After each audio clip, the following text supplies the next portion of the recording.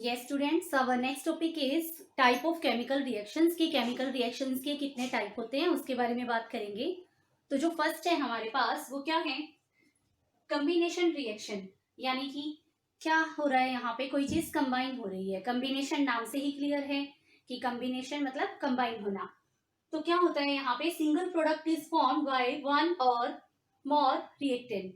यहाँ पे एक सिंगल प्रोडक्ट बनता है वन या फिर वन से ज्यादा रिएक्टेंट का मिलके। ओके, नेक्स्ट हमारे पास आता है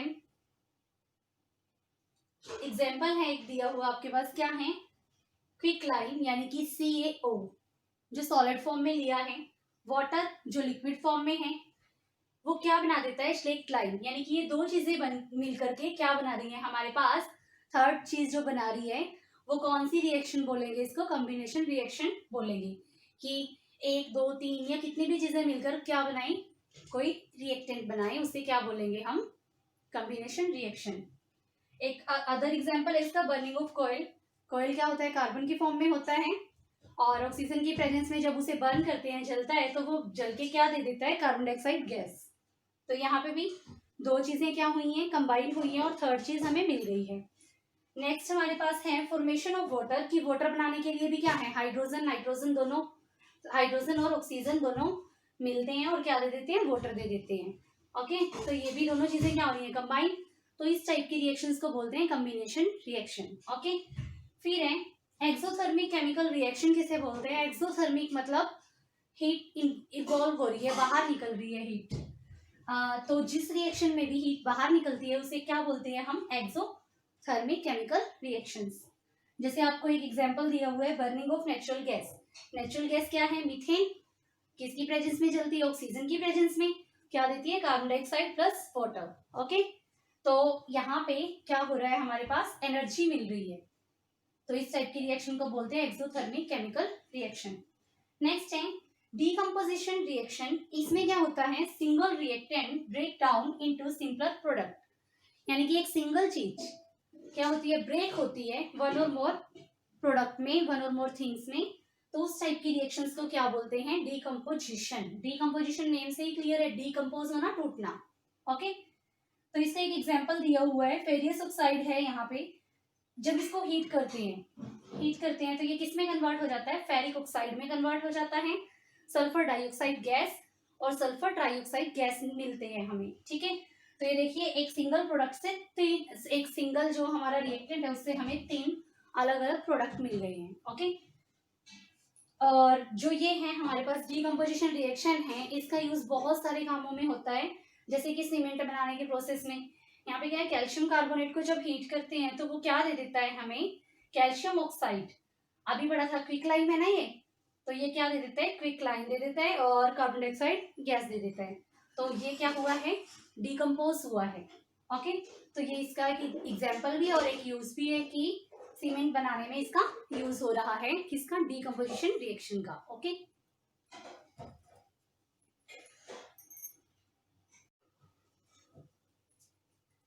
ये स्टूडेंट्स हम कर रहे हैं decomposition reaction.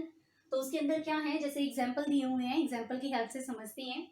Silver turns grey in sunlight due to decomposition silver chloride into silver and chlorine by light.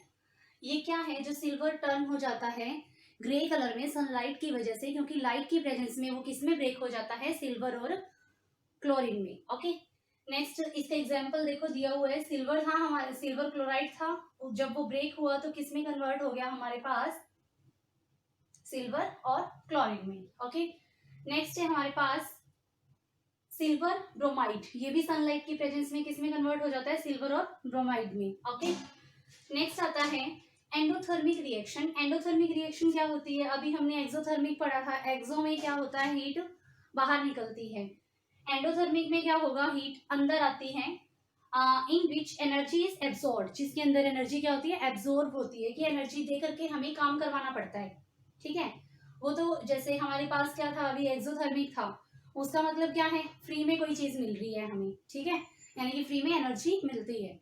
लेकिन जो एंडोथर्मिक है उसमें क्या है, यानी कि हम अगर कोई काम करवा रहे हैं ना, उसके लिए हमें पे करना पड़ रहा है, यानी कि पहले हमें एनर्जी देनी पड़ रही है फिर हमारा काम हो रहा है। ओके, तो एंडोथर्मिक किस टाइप की रिएक्शन है जिसमें हीट क्या हो रही है, एब्जॉर्ब हो रही है। नेक्स्ट आता है डिस्प्लेसमेंट रिएक्शन। इनके अंदर क्या होता है, डिस्प्लेस, नाम से ही समझते हो कि डिस्प्लेस कर देना, किसी चीज को हटा देना, निकाल देना।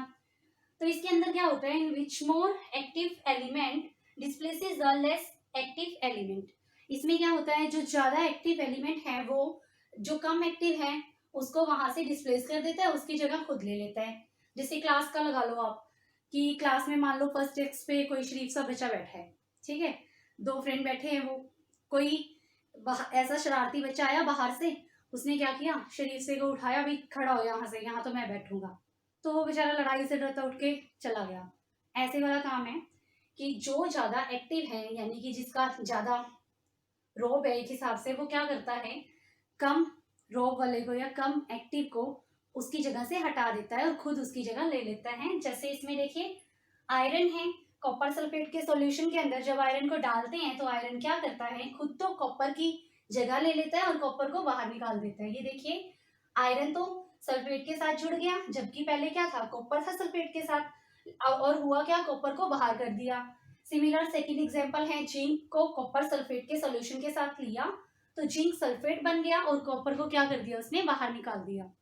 यानी कि जो भी एलिमेंट क्या है, मोर रिएक्टिव है, वो क्या करता है, लेस वाले को बाहर निकाल देता है। ओके, तो ऐसी रिएक्शन को बोलते हैं displacement reaction. Okay,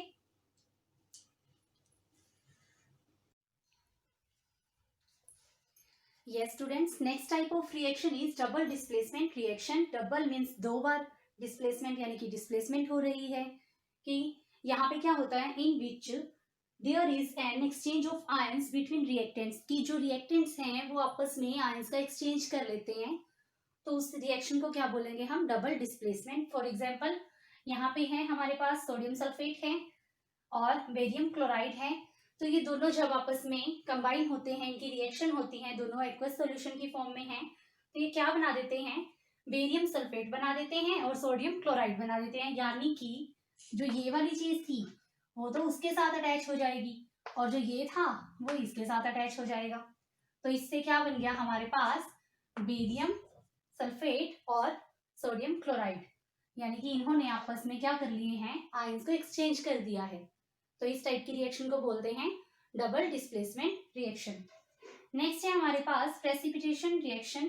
precipitate word का मीनिंग होता है किसी चीज का बिल्कुल बारीक बारीक पाउडर की फॉर्म में कन्वर्ट होके नीचे बैठ जाना, कहते हैं ना प्रेसिपिटेट बन जाते हैं।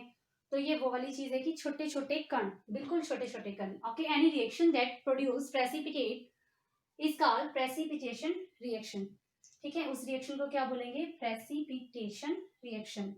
नेक्स्ट वन है हमारे पास ऑक्सीडेशन और रिडक्शन। ऑक्सीडेशन रिडक्शन, ऑक्सीडेशन में क्या होता है, एडिशन ऑफ ऑक्सीजन, यानी कि ऑक्सीजन को ऐड किया जाता है।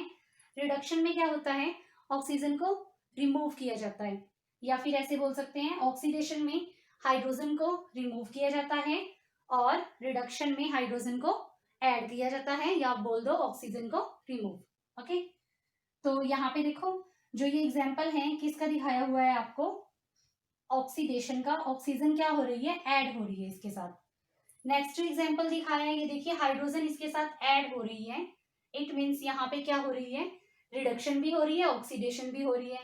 रिडक्शन और ऑक्सीडेशन एक साथ हो रही है। यहाँ पे देखो ये जो रिमूव कर रहा है ऑक्सीजन को, यानी कि क्या कर रहा है, ये रिडक्शन कर रहा है, और यहाँ से इसके साथ जो ऑक्सीजन ऐड हो गई है, यानी क्या कर रहा है, ऑक्सीडेशन कर रहा है। तो ये साइड बाय साइड रिडक्शन और ऑक्सीडेशन दोनों के लिए वैलिड है ये इक्वेशन, और ये सिर्फ ऑक्सीडेशन के लिए है। ओके,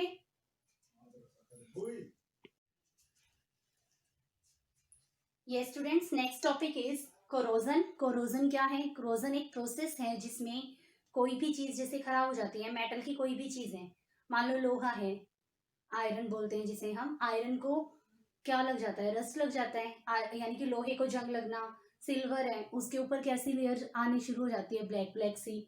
और जिंक है जैसे तांबा, उसके ऊपर कैसी ग्रीनिश ग्रीनिश लेयर आनी स्टार्ट हो जाती है। तो वो सब किसकी वजह से होता है, कोरोजन की वजह से। तो क्या है, when metal is attacked by acid moisture etcetera is said to be corroded and process is called corrosion. कि जब भी मेटल किसी मॉइस्चर एसिड ऐसी बाहर वाली चीजों के कांटेक्ट में आती है, उस टाइम वो क्या हो जाती है, खराब होना स्टार्ट हो जाती है। तो उस प्रोसेस को क्या बोलते हैं, कोरोजन बोलते हैं। It carries damage of car bodies, bridges, ships and all object made up of metals. इसकी वजह से क्या होता है, जो कार बॉडीज हैं वो खराब हो रही हैं, शिप्स खराब हो रहे हैं, ब्रिजेस खराब हो रहे हैं, और कितना जो भी चीज मेटल की बनी है ना, हर एक चीज को इफेक्ट होता है। तो उस प्रोसेस को बोलते हैं, क्या है वो प्रोसेस, करोजन है, यानी कि वो खराब हो रही है चीज। इसकी वजह से बहुत सारी मनी वेस्ट होती है, क्योंकि मान लो ब्रिज बने हुए थे, वो ब्रिज कोरोजन की वजह से, मान लो आयरन से बना हुआ है कोई ब्रिज, तो कोरोजन की वजह से उसको रस्ट लग गया, तो वो डैमेज हो गया। उसकी वजह से नुकसान ऐसे भी हो सकता है कि कोई उस टाइम ब्रिज पे था, तब भी उनको भी यानी कि जान का भी खतरा रहता है और मनी का भी, कि उसको दोबारा से प्रिपेयर करना पड़ता है। अगर ऐसा नहीं है कि जैसे वो डैमेज हुआ, टूटा, तो अब उसको दोबारा से बनाएंगे तो मनी भी वेस्ट होती है। तो ये सारा किसके अंडर आता है, कोरोजन प्रोसेस के अंडर आता है। नेक्स्ट वन है रेंसिडिटी। रेंसिडिटी क्या है, जब फैट और ऑयल क्या हो जाते हैं, ऑक्सीडाइज, यानी कि हवा के कांटेक्ट में आ जाते हैं। They become they become rancid and their smell and taste change. वो क्या हो जाते हैं, रेंसिड हो जाते हैं, यानी कि अजीब सा हो जाता है खाने में। जैसे हम नमकीन वगैरह लेके आते हैं, उसको खुले में छोड़ दो, अगर उसको खुला छोड़ दिया तो क्या होगा, वो ऑक्सीडाइज हो जाएगी, वो सिलहार सा पकड़ लेती है, उसका टेस्ट भी चेंज हो जाता है, स्मेल भी चेंज हो जाती है ऐसे। तो उस प्रोसेस को क्या बोलते हैं, रेंसिडिटी बोलते हैं। तो इससे अब जो हमारे पास ये नुकसान कर रहा है, इसको अवॉइड करने के लिए क्या चीज यूज करते हैं, एयर टाइट कंटेनर।